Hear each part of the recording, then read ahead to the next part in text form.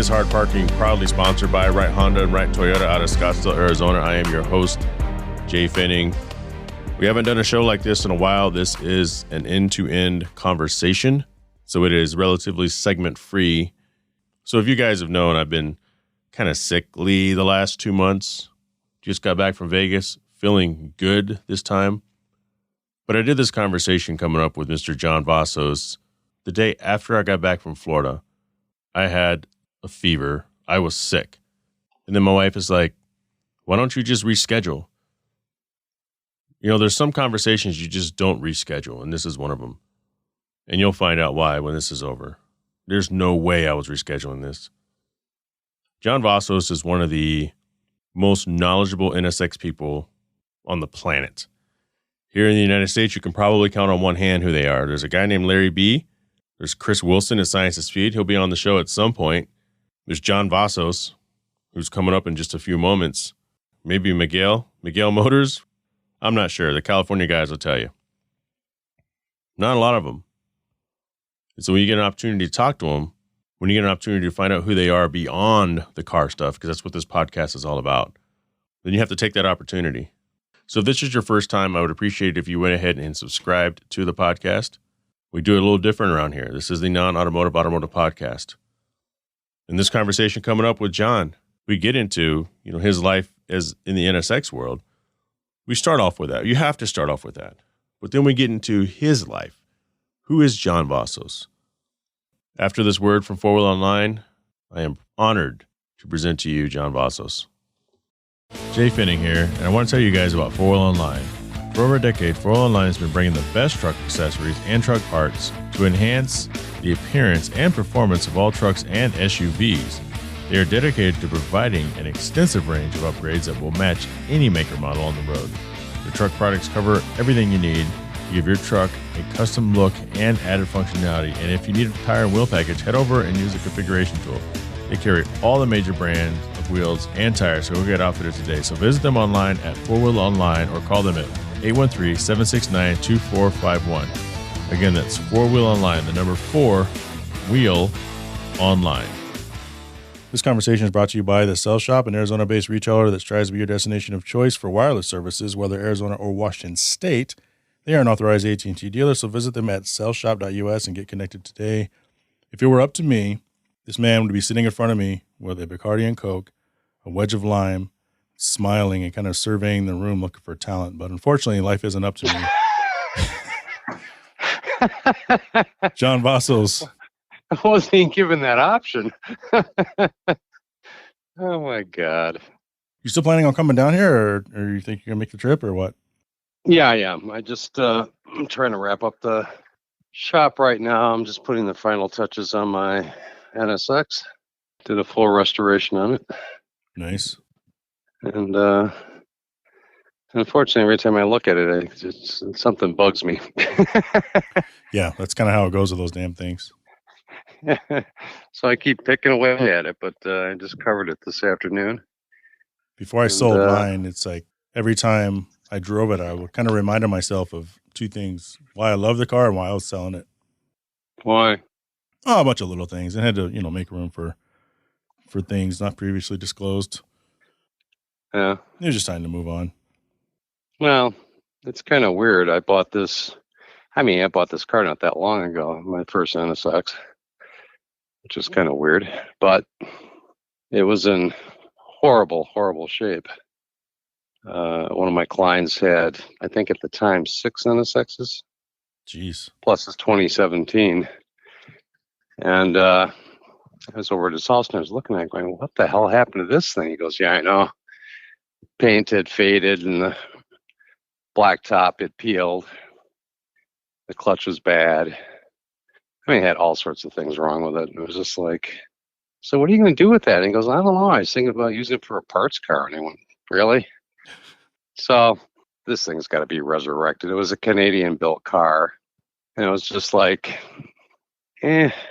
So I bought it, looked at it, and just like, I got to restore this thing. I mean, I can't allow this to happen to an NSX. So put a new interior in it, new leather, new paint, pulled the motor, transmission, all the suspension. and just redid everything. So it's close to being like new, maybe better than new. What year? But 92. 92. Okay. Got you. Yeah. So most of us know you through the Acura NSX. I mean, like when I bought my first one, I called you because you were right across the pond. And one of the things about you, you'll spend forever on the phone. Either A, is if you like the person, or B, are curious on how to diagnose the problem. Tell me about the NSX. Why do you love the NSX so much? You're known for being incredibly clean. I forgot who I was talking to about you, but someone had mentioned that I think we're at an NSX expo and you were basically dressed in all white and you didn't get a speck of dirt on you when you changed brakes. Well, it's kind of a mindset. I don't like particularly getting dirty, but that's how I approach, cars in general. Yeah, it's people get a kick out of it. But, I started with Acura in 1986. I interviewed at the dealership before they even opened.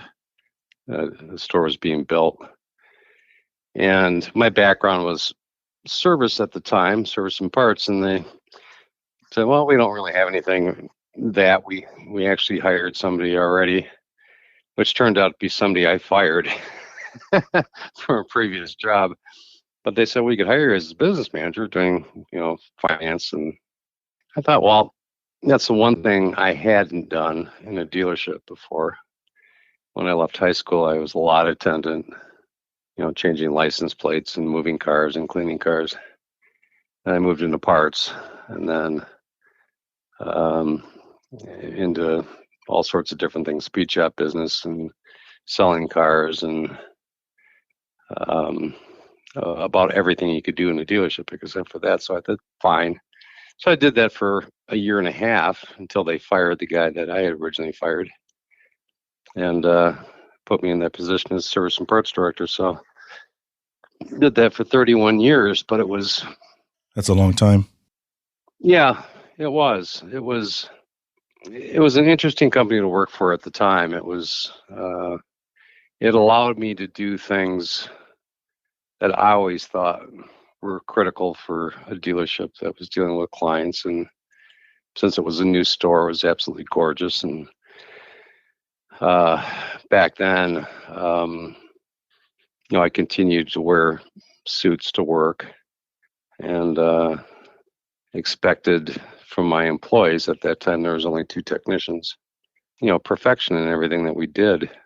And luckily I had the guys to do it. I mean, they were very conscious and good guys, and we just built on that. But when the NSX came out in 91, it was, originally I thought, looking at the car, just like, my God, it's a beautiful car. But the more I was around that car and saw how it was built and the commitment and the vision that made that car, it made me respect it even more, to the point where it's a car that I was very, very touchy about. In our dealership at that time, we had a lot of technicians, and I basically handpicked 2 technicians that were of excellent mechanical ability, and they had other attributes like their communication skills, their ability to maintain a proper toolbox and keep things clean and themselves clean.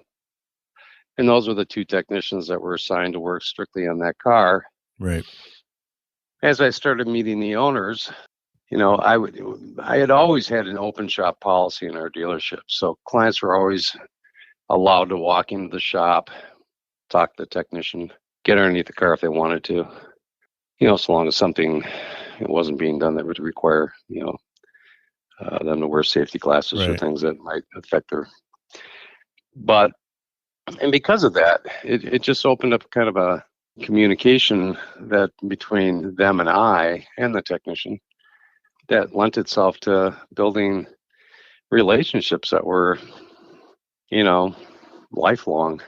And it just, as I got more and more involved with the NSX, I ran into a client that wanted to track his car. This goes way, way back, early days. And I had done a lot of track events in the past, and thought, sure, let's see what the car can do. Well, we started working on it and looking for ways to make it better as far as track, not as far as the car itself, but brakes, fluids, tires. And the car did really, really well on the track. The guy that owned the car was a really good driver. I thought, there's probably a lot of NSX owners that would love to be able to go to a driving school. Because at that time we were working with, we were always using the Porsche Club or BMW Club, Audi Club, Alpha Club for track time, because we were, sharing in the cost of the track. And so I started reaching out to my clients saying, listen, would you be interested in going to Road America and doing a driving school? And they go, yeah, I've always thought about it, but, what do I do? And I said, well, listen, I'm going to put together a group of guys. You just show up. We'll hook you up with an instructor. You'll have classroom and whatnot. But as far as your car, I'll maintain the car at the track. I'll check it out before it goes out, and I'll check it out when it comes back. I'll make sure everything's fine. And at that time, I would grab something out of the used car lot and load it up with brake pads and rotors and tires and everything you possibly need. And I would service their cars at the track for them for free. I'd have sometimes 12 guys up there, all enjoying their cars, and it just kept building from that. And the more we did it, the more we learned. At that point, we started reaching out to, companies like Comtech. I think at the time back then, we were probably the largest distributor of Comtech parts in the United States, because I carried all their stuff in stock. And it just kept building from there. And people were just amazed at how well that car performed on track and its reliability.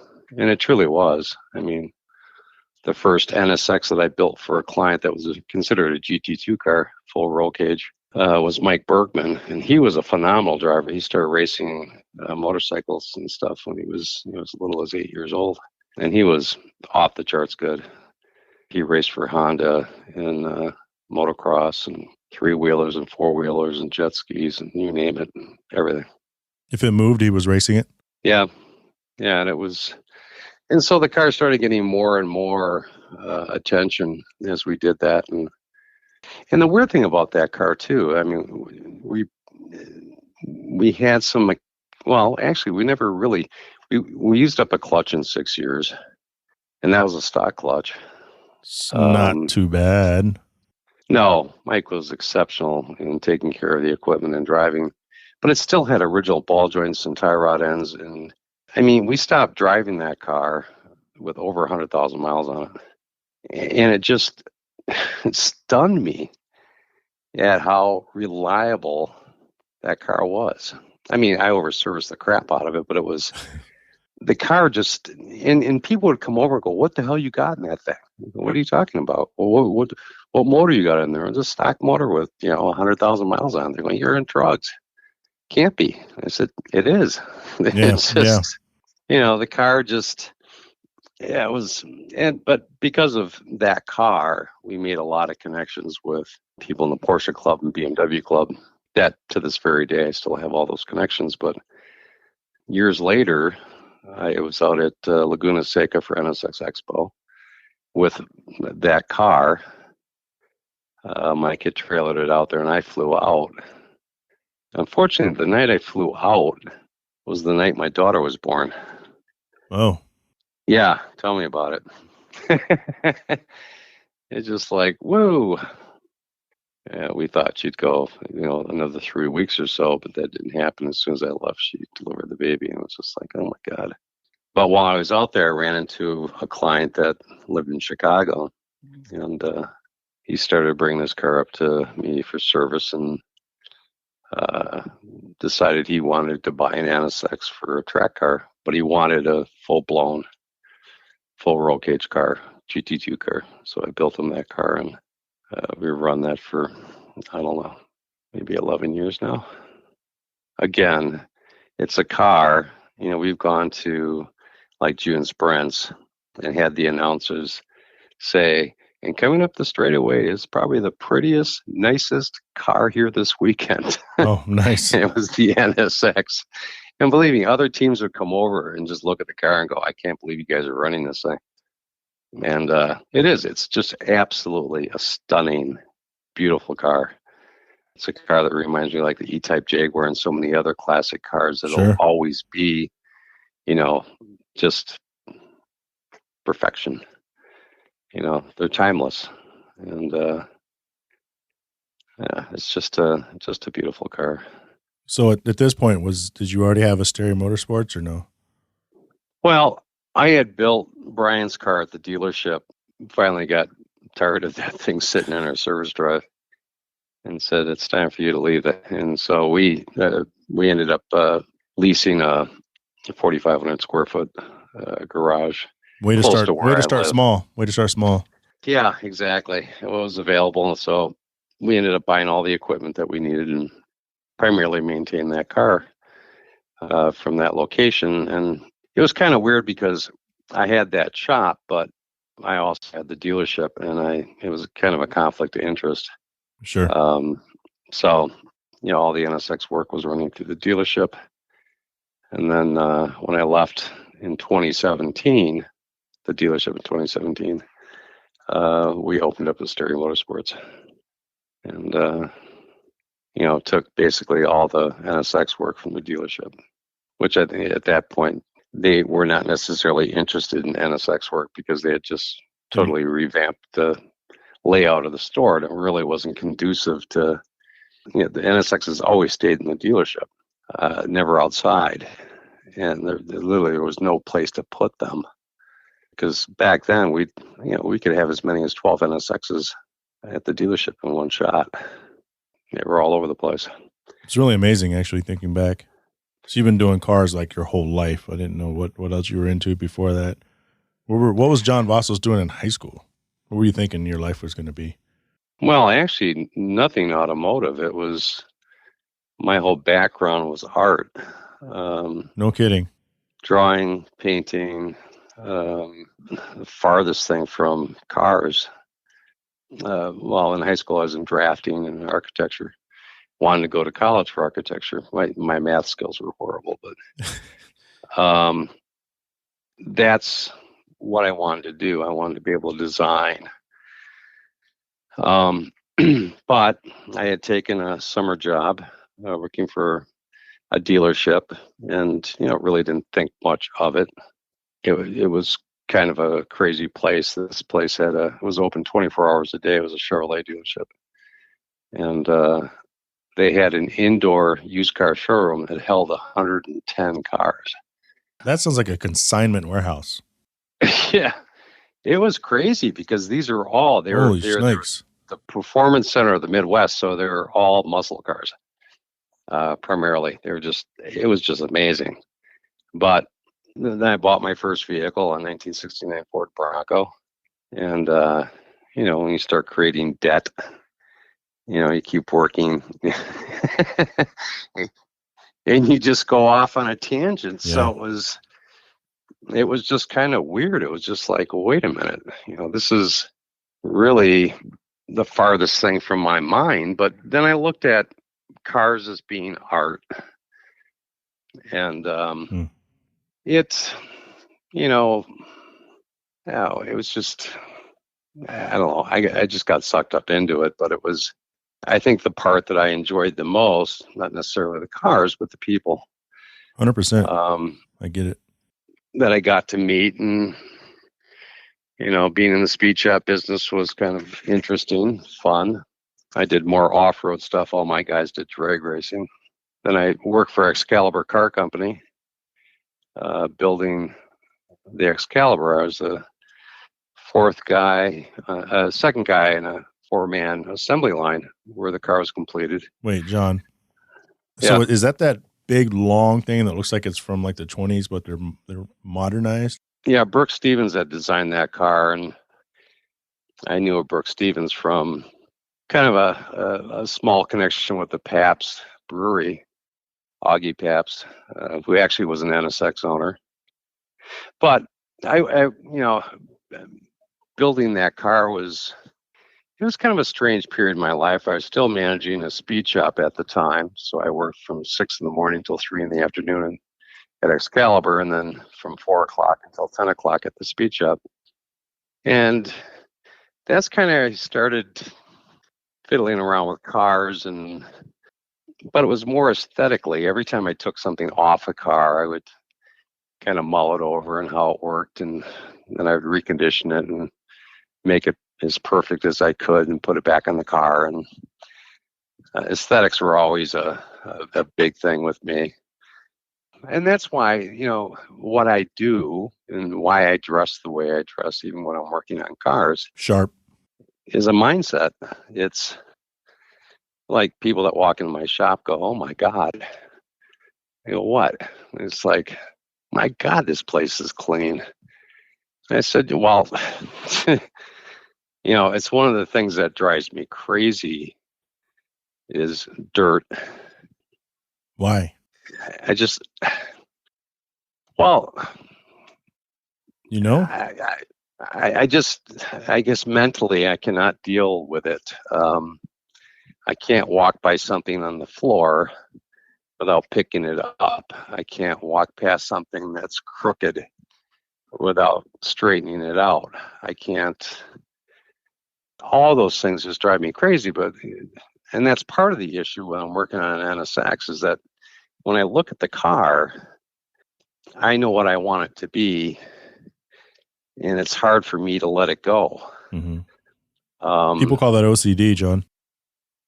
I know. I've gone to 3 shrinks trying to figure that damn thing out. It's just like 0 for 3. I don't know if it's. I mean, I'm not a shrink, but I'm here to tell you. But I don't know if it's that or it's just exactly what it is you said it was. Well, I don't know. Well, the other night I went to bed and there was a single bolt that I had looked at that was bothering me, though I didn't have the proper bolt. And I was laying in bed thinking about that stupid thing, going, I got to fix that. I mean, I got to, it just festers until I do it. But that's part of the issue with working on an NSX is that I look at that car and want perfection. And normally I try, regardless of what I'm doing, to make the car better than what it was when it came in. And it's just something I can't let go. You seem to be fine with mods, but when someone like me wraps a car or someone puts it on bags or pancakes the wheels out to where they're rolling on the inside of the rubber, what do you think when you see that? Do you throw up in your mouth? You're just like, yeah, whatever, or you can be honest. No, I mean, well, I can't recall. I think I've seen your car once. And I've seen photos of it, but that's a personal expression of what you want to do. But I will intervene when the things that I see on the car affect the performance handling. And don't make sense. I had a client up from Chicago, first time here, a really nice Asian guy and his wife. He pulls in, he's got 1819s on it. Offsets are all off. The car's not lowered. Oh. I went out and drove it. I said, oh my God, this thing is a wreck. Right. And I tried to explain to him, he just bought the car. And I was going through it and I said, okay, there's certain things you need to do. And I said, one, you need to get rid of these rims and tires. He goes, oh, I really like those. And I said, you don't understand. I said, listen, here, take my car out for a drive. And you'll notice a difference immediately before you even get out of the parking lot. I went out and drove and came back and went, oh my God, right, what a different car. I said, it is. Basically, what the previous owner did with your car, yeah, it may look cool, but he ruined everything that the engineers had engineered into it. And, if we make these changes, you'll have a much nicer car, something that you'll enjoy. But those are things, I try to intervene where I can. and some people won't agree with this, but I'm very conscious of what my clients spend on their cars and what they're spending it on. Like, I'll let a client come and say, I want to put headers and exhaust in my car. I said, well, the exhaust is a nice upgrade. I said, the header, depending on how you're going to use your car. And well, I just drive it on the street, this, that. And I said, well, then forget the header. What do you mean? I said, well, you're not going to gain anything. Right. Facts. It's all, you keep all your low end where you normally drive the car. And if you're going to be driving it hard or on the track, yeah, a header would make sense. But you're going to spend a lot of money for something you'll never see. And it's probably going to hurt the performance on the lower end. So don't bother. And they're like, really? Yeah, really. It's just, I don't know. We had a guy at NS Expo 2017. I know his name. I won't say it. And Titanium Dave was his teacher around the track at Road America. Mm-hmm. So he went through and checked out his car. And the car looked pretty good, but this car had every single bar, upper and lower bar that you could imagine. And most of us out here don't even think about. We think everything that we buy is an upgrade instead of it being functional for something very specific. Right. And so Dave went around and pointed out like 8 things this guy needs to take off of his car if he wants a better ride. No, it's true. I mean, there's a lot of things that are detrimental to an NSX. And, well, like Comtech airbox. I mean, holy shit. Talk about a useless thing. Cane and air filters. Yeah. Every time I see one, I rip it out and put a stock filter back in with the customer's permission. But, I've cleaned those in clients' cars and then have them call, what'd you do to my car? What are you talking about? Oh, it runs so much better. I said, well, when was the last time you looked at your air filter? My God, the thing was plugged. Oh, it's got a K in it. It's like, it's a lifetime filter. I said, yeah, but you got to clean it, man. You got to clean the stupid thing. And if I'm doing a valve adjustment or timing belt water pump and I see abnormal cam wear, the first suspect is going to be the air box.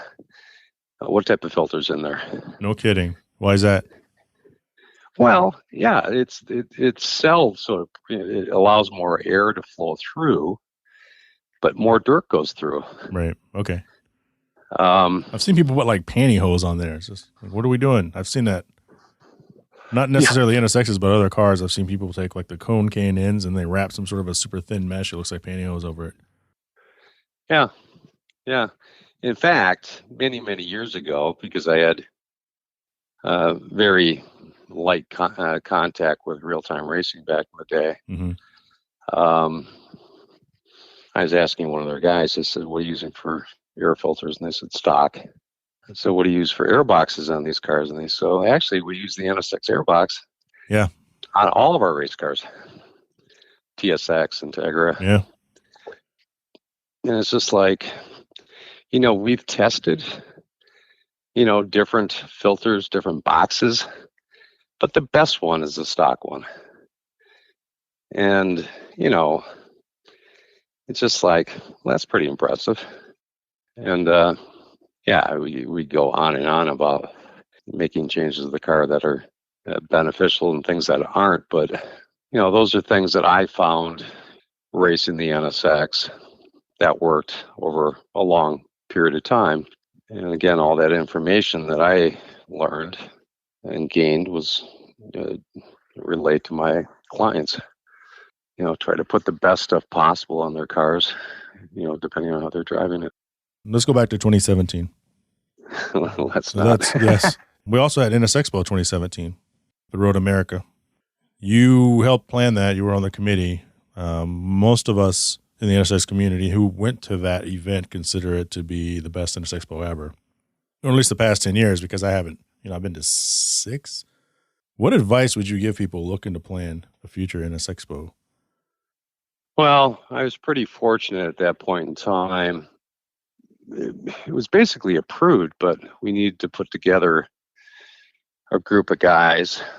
So that was Peter Cunningham, Jake Cole, Leon Schmidt, Ella, And because I had just left the dealership, I pretty much keyed down what I was doing and spent, the 7 months or more planning that with Peter and Jake and Leon and Ella. We'd meet pretty much weekly over at Peter's collection hall, laying out the format. Now, the format's always been the same for every NS Expo I've been to. Seems like it. I was also involved in the, 2001 NS Expo at Road America. That was the first time we did track support. And we brought up 2 hoists and tire machines, wheel balancers, technicians, the whole 9 yards. And we were busy 12 hours a day. I mean, nonstop. It was just absolutely crazy. So obviously that was something we wanted to do for this expo.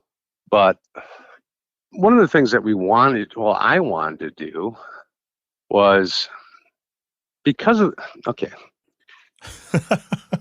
when you get a bunch of guys together, right, to plan something like this,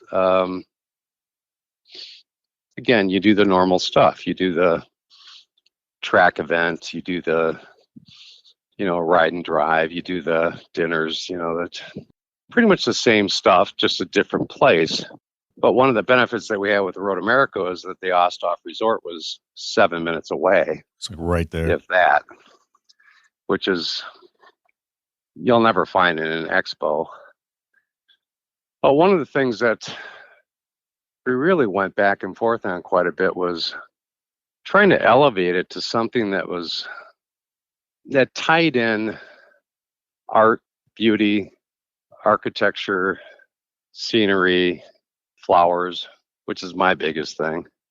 Because in my mind, when somebody builds a car like an NSX, and you can only fathom what it took for that person to design it, to engineer it, to believe in it. It's such a beautiful car that requires absolute respect for the people that built that thing. And that person obviously had bigger vision about, beauty. It has to be a part of your life.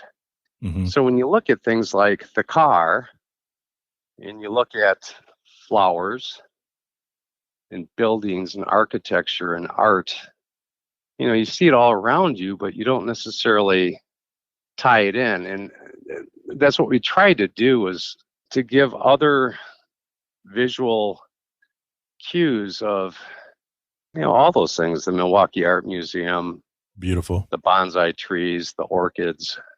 And yeah, I got some shit for it during the planning stages, but I thought it needed to have that beauty attached to the event, so that when people were looking around or sitting, they would see a visual thing that, gave some credence to the car they drive.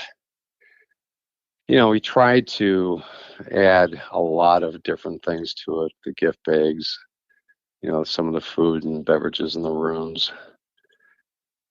The food in particular, we had an excellent Michelin 3-star chef at the Milwaukee Art Museum. We did have issues with the Osthoff when we did the original tasting.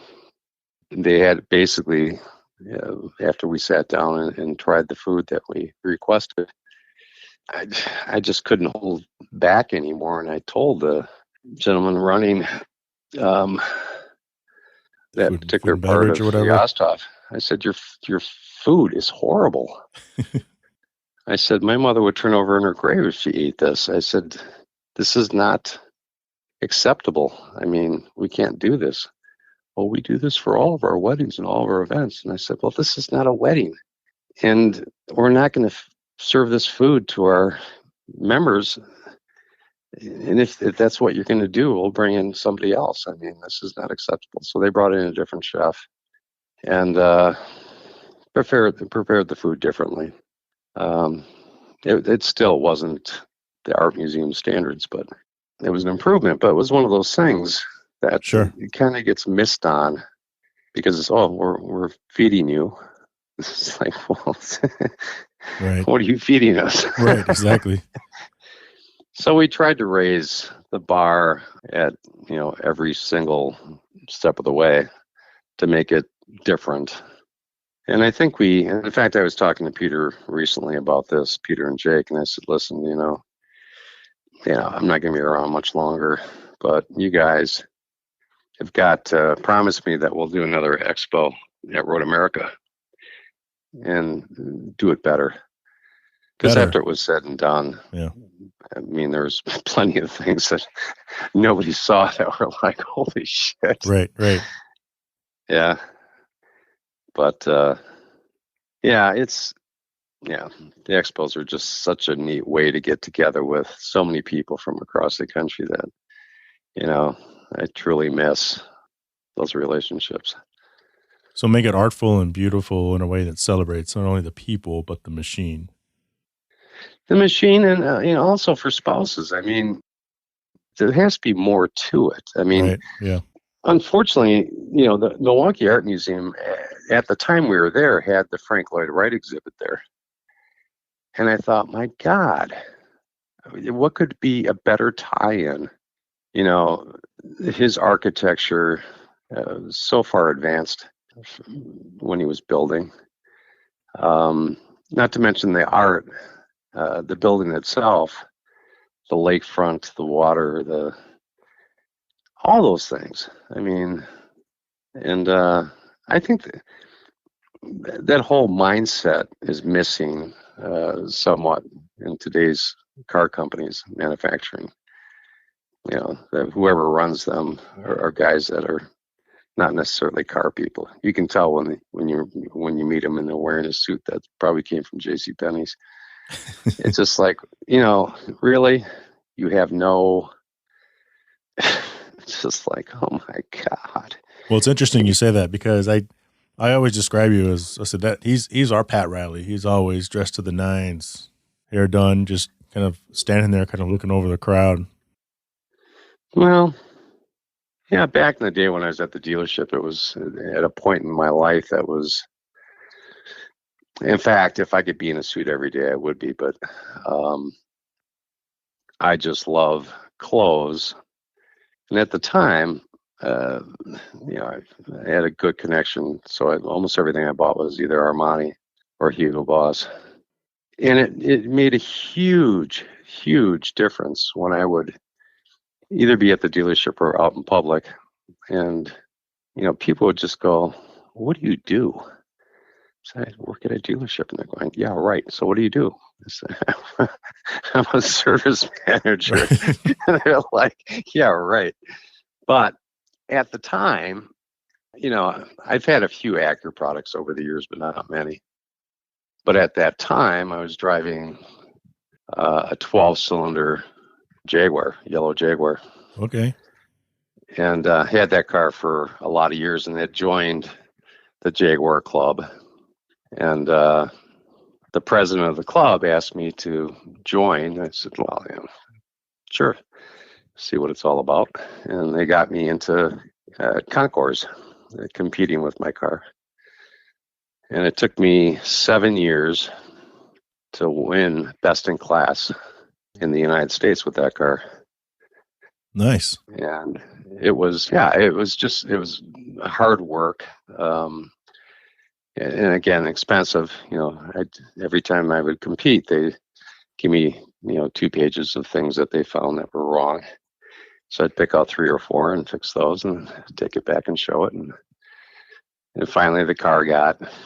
But so, driving the Jaguar, which, I mean, it was an absolutely gorgeous car.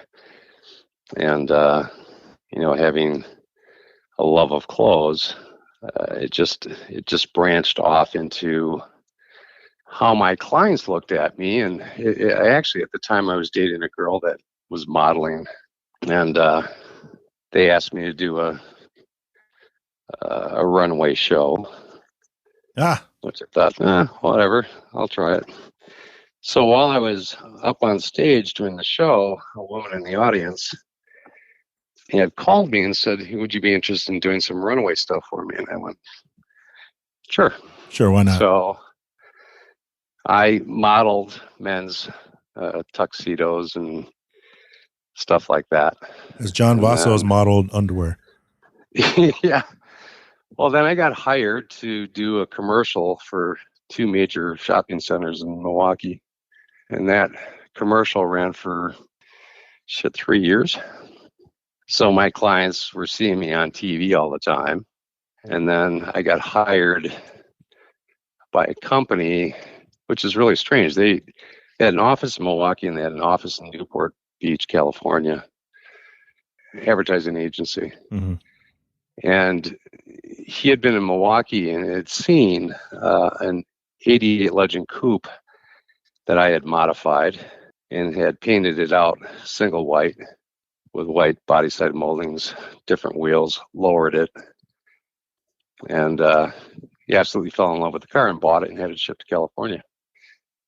And then he had met me and called me one day and said, "Hey, I'm thinking about doing a video owner's manual for General Motors for the Corvette. And I was thinking about doing it in Milwaukee. Would you be interested in me hiring you to do this video?" And I went, "Sure." Right, of course. So we filmed it in Milwaukee. And I was driving a Corvette around with another model, pulling up to this high-end bar where they had the street blocked off at night. And I would just... So I did that for a while. I did some video stuff in Chicago, and so it was a weird time in my life. No, it sounds pretty cool. Yeah, I was doing stuff I enjoyed, and yeah, the clothing part was part of it, and yeah, it was a good time. Does Peter and Jake know about that? Leon, they know about that life? I think they might. Can't recall ever bringing that up, but right. Hey guys, guess what? Yeah, and also the painting and design, I had no idea. Did they know that? Like, what else? What else don't we know about John Vasos? What other amazing nuggets have you been like storing away? Yeah. Well, there was a time after I had broken up with my girlfriend of 6 years. We had gone out socially all the time, and everybody in Milwaukee knew where I was and where I was because of my car. Right. I basically stepped out of social going out at all for about 2.5 years. I just stayed home, started going to church, became a deacon for the Presbyterian Church. Oh, when was this? Approximately. God. It goes back a while, but yeah, it was Deacon Vasos. Yeah. Well, yeah, everybody flipped out.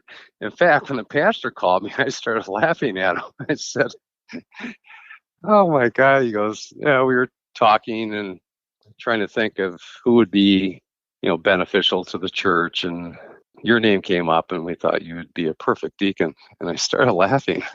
He goes, "What's so funny?" I went, "You got to be kidding me." Classic. I said, "I smoke, I drink, I have sex out of marriage. I mean, what are you talking about?" I said, "I do everything I'm not supposed to do." Right. And he goes, "No." He goes, "None of those. No." He goes, "That's not a big deal." No. He goes, it's your heart and what you have to offer." And I said, "Okay, I'll be more than willing to do it." So on Sundays, I would take flowers from the church and visit people that were homebound or nursing homes or in the hospital. And then I had several elderly women that I would go to their homes and help them with whatever they needed help with, grocery shopping or sure, moving stuff or whatever it might be. And that was kind of my thing for 2.5 years, was just kind of regrouping, planning, my dinners. And I love cooking. So I would set a really nice table with flowers on it and, a bottle of wine, and go in the kitchen and do some cooking. And, and every Sunday I would go to the bookstore and buy a book and read. And that was my life for 2.5 years. What's John Vasos' favorite wine? Well, Pinot Noir right now. And, Russian River Valley has some really good wines. Previously, almost everything I bought was Cabernet, but nothing from the U.S., either Chilean or Australian. But more drinkable wines. I was never into buying expensive bottles because I liked drinking casually. Drinking while I'm cooking, having a glass of wine while I'm reading, nothing over the top. But always reds. Rarely ever did I drink whites, but unless it was a dessert. So, but where the hell did the Bacardi and Coke with the wedge of lime come from? Because that's when I picture you. That's what I picture you with. I picture you with that. Yeah, and that's really a disgusting drink. But that's what you drink. In fact, it's like, hey, I'll buy this round. It's you buy an that embarrassing round. Drink. And then I go to buy your round. You've already bought everyone's round. I'm like, this son of a bitch. Well, living in Wisconsin, my drink of choice was brandy and sour. Oh. In here, it would be Corbel or E&J brandy with sour soda. But no matter where I went, like even down to Chicago, which is 80 miles away, I'd walk into a bar and order brandy and sour, and they kind of look at me and go, "Oh, you're from Wisconsin." Oh, well, yeah. And then they'd have a sour mix, which was disgusting. Right. And it's just like, I got to think of something else to drink. Well, one of my other girlfriends and I had gone to London or England for 4.5 weeks. And over there, you order a brandy, you're going to get a cognac or an armagnac. Right. Yeah, it just doesn't exist. And so I ended up having to switch to gin or vodka, which was, quite a departure from what I was drinking before. And then, I kind of got away from that. And I was just like, oh, it's simple. And to tell you the truth, I am embarrassed when I actually order it at any bar. I'll have a rum and Coke, and they kind of look at me like, what are you, 18? Right. I was going to say, it's a very entry-level drink, but that's fine. Yeah. I think, it's like otherwise Jack and Coke. It's kind of all in the same lines. Yeah. Otherwise, because of the hooligans I hang around with, Peter and Jake and Leon, right. Yep. It's all tequila now. Right. And Clase Azul or 1942? Clase Azul, hands down. I mean, I love that stuff. And unfortunately, around here, it's almost impossible to get. In fact, it was, when was it? So last August, I took my daughter and my brother down to Mexico, to Puerto Vallarta, to stay at a resort I've been at before. And we originally were going to try to get to Greece, but my doctor was a little iffy about the COVID. And then a lot of the Greek islands that we're going to be sailing to, started on fire. And it was just like, holy shit. Right. I was running out of time. So my daughter had to go back to school. So we made a trip down to Mexico real quick. And I thought, well, shit, I don't want to bring a bottle of Clase Azul that I have at home. So I called 5 liquor stores in Puerto Vallarta. Said, do you have Clase Azul? And they go, no. It's like, what do you mean, no? Well, none of them had it. But when I got down there, some of the bars did have it. But they said, yeah, all the Clase Azul that's made in Mexico pretty much goes to the United States. And I said, well, I haven't been able to get it for 6 months. And it's just like, yeah. Well, it doesn't go to Key West. I could tell you that because we were just there and I didn't fucking see it anywhere. Exactly. But you have a daughter. So I'm assuming she's your only child. No, I have a son, Steven. Son? Yeah, he's 35. My daughter's 22. She's still in her last year of school, college. But she's an absolutely beautiful girl. Doesn't take after me at all. And she's more into the Deacon Vasos. I doubt that. Yes. But my son Steven's a bartender in Madison. Okay. And yeah, good kid. earlier, you had mentioned you don't have a lot of time. Yeah. So it was in March or February of last year of 21, or was it 20 when you were Well, it was diagnosed? actually November of 2020 when I was diagnosed. 7 years prior to that, I had colon cancer, and that was taken care of.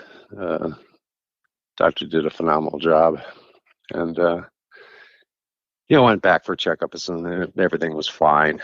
But this kind of came out of nowhere. This being stage 4 mesothelioma. Right. Stomach cancer. Yeah. And at the time, November 2020, I wasn't quite sure what they were getting at. We had done multiple biopsies. First one wasn't conclusive. And the second one, they sent to be tested out at Mayo Clinic and a couple other places. They said, yeah, it's asbestos cancer. And I said, okay, so what do we need to do? And he goes, well, Right. we need to do chemo and all this stuff. And I said, well, how does it look? And he goes, not good. Yeah. I said, why? He goes, well, it's not a curable cancer. What do you mean? He goes, it's nothing we can do. Really? He goes, nope. So I thought, shit, I got to get some other opinions. But everybody I talked to, same thing. They see so few cases of this It's rare. annually. Yeah, 400 cases a year is what he said across the United States. So it doesn't really have a priority on the cancer spectrum. I mean, it's kind of like so many other cancers to deal with. So yeah, because the only time you ever hear of it is when someone has those ambulance chasing commercials. You know someone who worked here? Call this number. Right. Well, the weird thing about asbestos is, I could have been, around it back in the day. I'm 60. I'll be 66 next month. It could have happened, 40, 50 years ago. Sure. And then just now cropped up. So I said, okay, so, well, what does that mean? I said, how much time do I have? And he goes, 12 months. So I was kind of expecting to be gone already. Yeah, you're on borrowed time. Yeah. And the first rounds of chemo were brutal. I mean, I consider myself a really strong person as far as will. Mm-hmm. First one was, I started, the side effects coming in. Second one got worse. Third one, I'm losing my hair. Can't eat because I've got sores in my mouth and throat. Everything tastes like metal. Feet are numb, fingers are numb. Bloody noses all the time. Losing my balance. It's not a very good quality of life, John. No, and at the time I was, trying to work. Yeah. 14 hours a day. And after the 5th treatment, I couldn't even get dressed. Just like, can't do this. So I told my doctor, I said, I'm done. Said, let it go. And so I came off of, on top of it, I lost 55 pounds. I mean, clothes didn't fit. Yeah. It's just horrible. Yeah. So after I kind of got back to being able to eat again and taste, and we decided to do another round of chemo, but much less. Like recently, right? Yeah, recently. And that didn't have any effect. In the CAT scans, the cancer was getting worse. So we just switched to another chemo treatment that I'm on right now. In fact, tomorrow I go in and have another treatment, second treatment of it. or third treatment. But, again, he's saying, maybe 6 months. So it kind of, what do I do with the time I have? Right. Like, how do you figure that out? I mean, shit. Well, John. part of it is the commitments I made already to clients, trying to get certain projects done. I basically told my business partner, Brian, I said, I have to stop doing this because it's physically, I can work on a car for maybe half an hour, then I got to sit down. Right.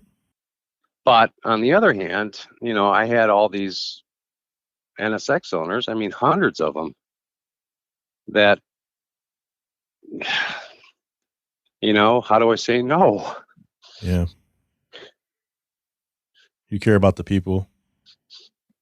You've dedicated a large chunk of your life to the car. Shit, I know you because of the car. Well, it's not so easy.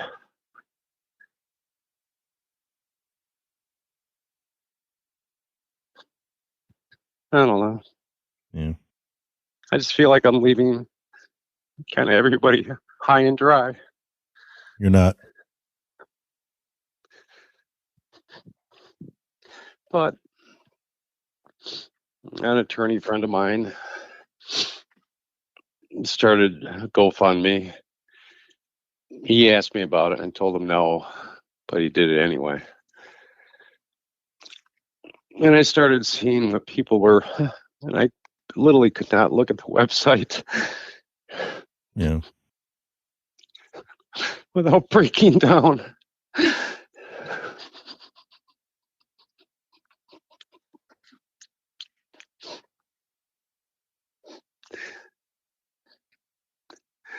I just don't know how to say thank you to everybody.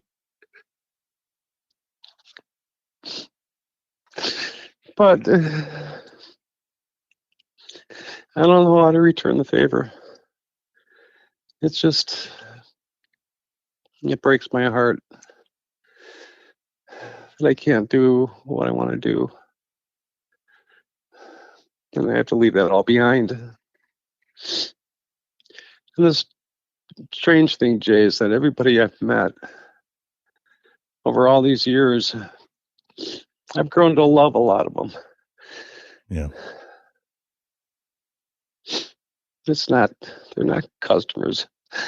They're friends. They're family. It is.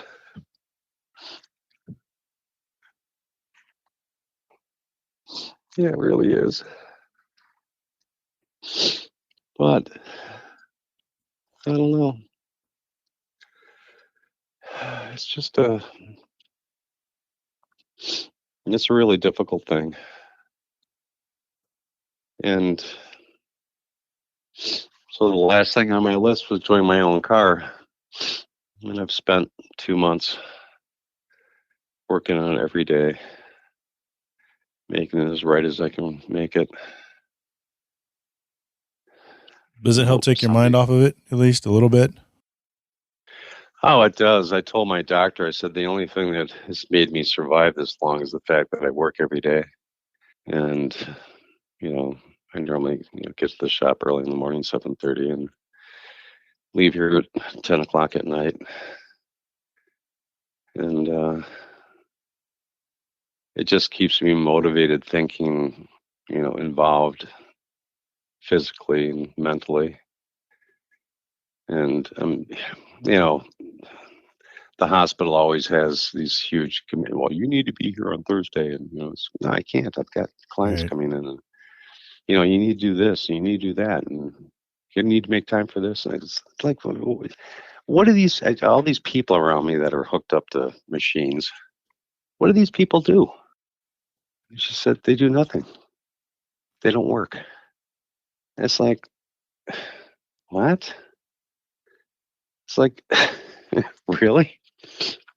I said, that would kill me to have to sit home and, it just wouldn't work.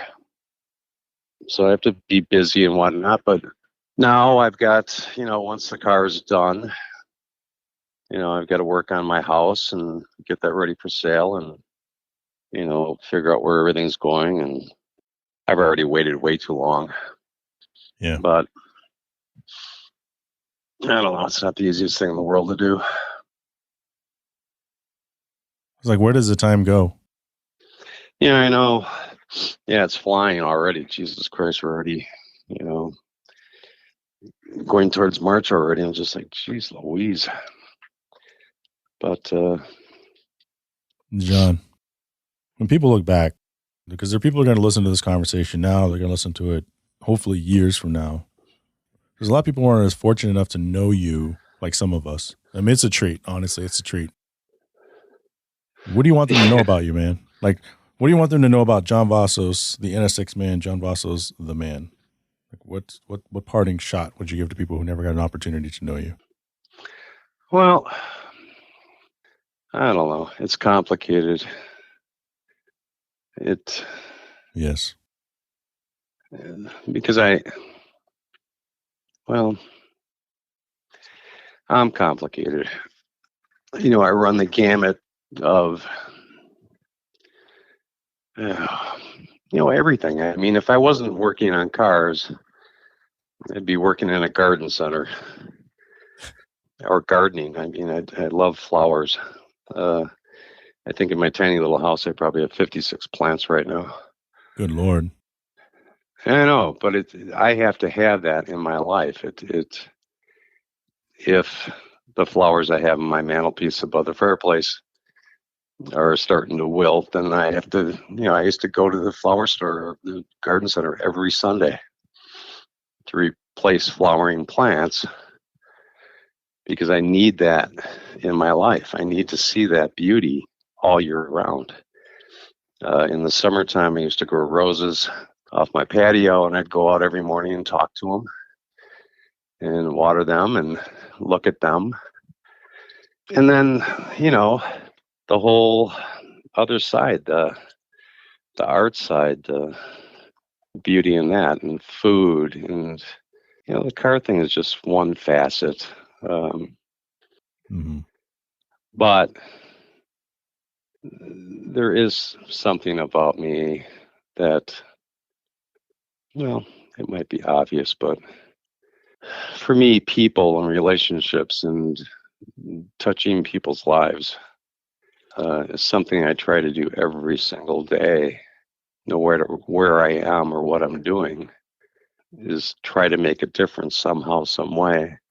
Even if it's the way you say good morning to somebody in a convenience store, getting gas, or at the grocery store, or helping somebody out. It's something that I just do because I want to make a difference. I was washing my NSX car covers 3 days ago at the laundromat because they're huge. They have commercial washer and dryers. And this black woman and her son came in, and she had like 4 big bags of like white linen. And her son said to her, "Are you going to be all right, Mama?" And she goes, "Yeah, I'm fine." So he gives her a kiss on the cheek and says, "I love you, Ma. I'll see you later." And he takes off. And she sits down, and she's probably in her late 50s, early 60s. I said, "What'd you bring in today?" She goes, "Oh, I've got a catering business, and I just need to do this stuff." And I said, "Do you need any help?" She goes, "No, I'm fine." And I said, I gotta compliment you." I said, "Your son really impressed me." She goes, "What do you mean?" I said, "Well, obviously you raised him well, because at his age, to treat you the way he treated you when you left is remarkable. And that obviously means you did a really good job raising him." And she kind of looked at me, and I said, "Yeah." And she's like, "Well, who are you?" And so we started talking. And John working the laundromat. Yeah, sweetest lady. And I was taking my car cover out, and she goes, "Oh, you need help folding that?" And I said, "No, this thing's about 8 feet long." I said, "I'll do it at the shop." "No, I can help you if you want me to." And I said, "No, it's fine." And just little interactions like that on a daily basis, smiling, saying good morning, opening doors for people. It makes all the difference in the world. And I try to do that with everybody I have contact with. I don't know. It's, as I told my son and daughter, I said, when all is said and done and you pass away, there's going to be a book written about your life. And if you were to pick that up and start reading it, did you make a difference? Mm. Did you live your life for you only? What did you do? Is it a book worth reading? Is it a life worth living? What did you do to make a difference? And it's kind of where I'm at right now. Though people think, I've done a lot, but I haven't. There's so much more to do. Yeah.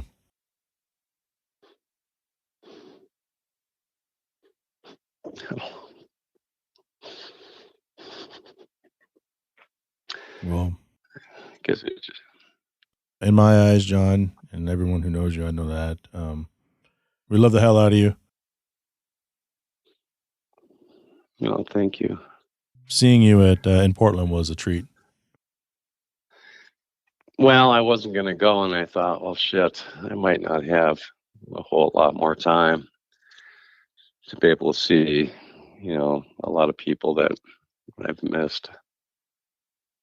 And I don't know. Yeah, we rented the same car. I had the black one, you had the white one, and you were driving that BMW like you were blindfolded. Exactly. No, that's always a good time. It's I just wish I could. Well, who knows? Who knows? But I would love to attend NS Expo in Phoenix. Well, we'd love to have you. That's for damn sure. But I do plan on making it out there before too long. Spent some time out there with some people, yourself and Chris Wilson. Yeah. And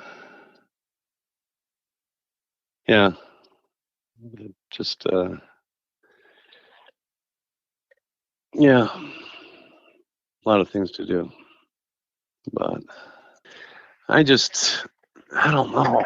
I don't know. Feel like I don't know. I can't get done what I want to get done. And all I can say is that the NSX owners that are out there need to really, really understand what they have for a car. Some do, some don't. But it truly is an engineering marvel. It's a car that I have so damn much respect for. Every time I work on one, I think of all those guys that worked in the factory building this thing. And it hurts me sometimes to remove parts or to touch it and think, oh my God. I was working on one with 4,000 miles on it, and I had to do a supercharger and intercooler. Oh. And I had to pull the bumper off of Pristine. it. And I'm thinking, I'm cracking bolts loose that have never been touched since the car was built. And I literally just pondered it for days, looking at the car, thinking, how am I going to approach this? It was really, really, really difficult to take it all apart and then put it back together and make sure everything's perfect. And it was just like, oh, I don't know. Yeah. Another one of my wacky things. Hey, it makes sense, man. It defines certain things about you. Well, yeah, and it's just so strange that that's what I do. And I don't know. I sometimes don't understand it myself. But thank God it happened. And I met the people I met. It's huge. It's a huge thing. Yeah. Pretty lucky. But I don't know. What do you got going on tonight? You're still at the shop because you said leave here. Well, I actually just threw the car cover on my car after I waxed it this afternoon, and I literally have got to stop nitpicking it to death. I mean, the whole car is detailed top to bottom, the floorboards, everything, every single part. But I'll be looking at something and going, oh, Jesus, look at that. Yeah. You know, touch that up or do something with it. And I'll look someplace else and it's just like, oh my God, stop it. That's funny. It's getting out of hand. It's just like, I can't stop. So I figured I'll throw the car cover on it just so I can avoid it. Sure. But no, I'll probably have dinner here in the shop, and I got to go in tomorrow for my chemo treatment, so I'll have to turn in a little bit earlier tonight. But I don't know, trying to get everything organized to ship parts out to certain people and get the shop cleared out so that it can be released, which is hard. I mean, trying to figure out what I'm going to do with all this stuff, my tools, and I don't know. Hopefully tomorrow's session goes about as well as it can. Oh, it will. I mean, I'll have to sit there for, well, these chemo treatments aren't bad. I think it's about 4 hours. The initial ones were like 5 to 6. And that's a bit long to be sitting in a chair having tubes running through you. Right. But yeah, I'll that's not a big deal. I'll have to start taking the steroids tomorrow to kind of give me a little bit of a boost. But I don't know. I just hope the side effects don't get too bad, but I'll work through it somehow. Yeah. Well, yeah. Again, much love to you, as always. Thank you for taking Likewise. the time. Yeah, and I look forward to seeing you. And yeah. And again, like I said, I don't have the words to say thank you for everybody. Everybody knows it, man.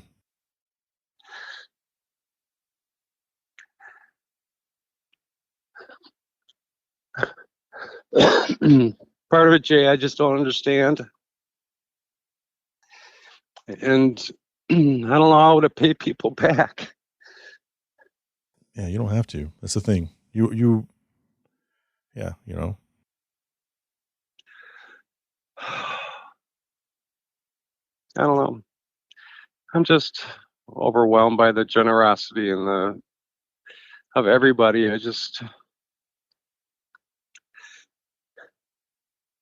don't know.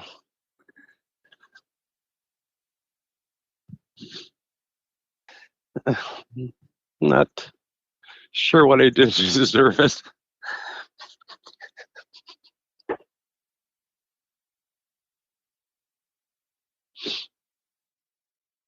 Jay, all I did was try to do what's right. It's really that simple. Yeah. And why I'm being rewarded for it, I don't know.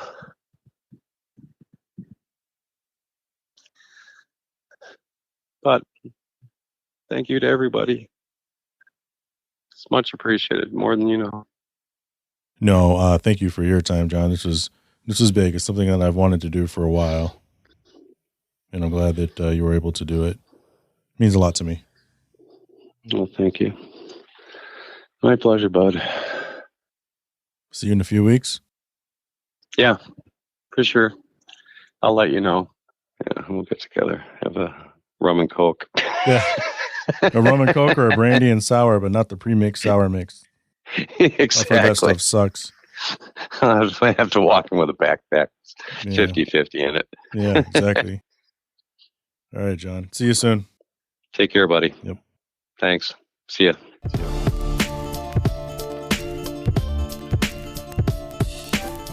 I want to thank John for having the conversation. We did that in February. I spoke to him recently, and he is still planning on coming out. He has not made it out to Arizona yet, but right now the plan is to come out in early to mid-May.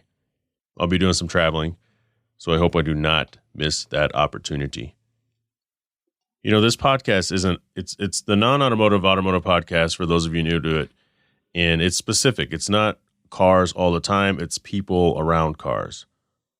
This conversation with John was a perfect example.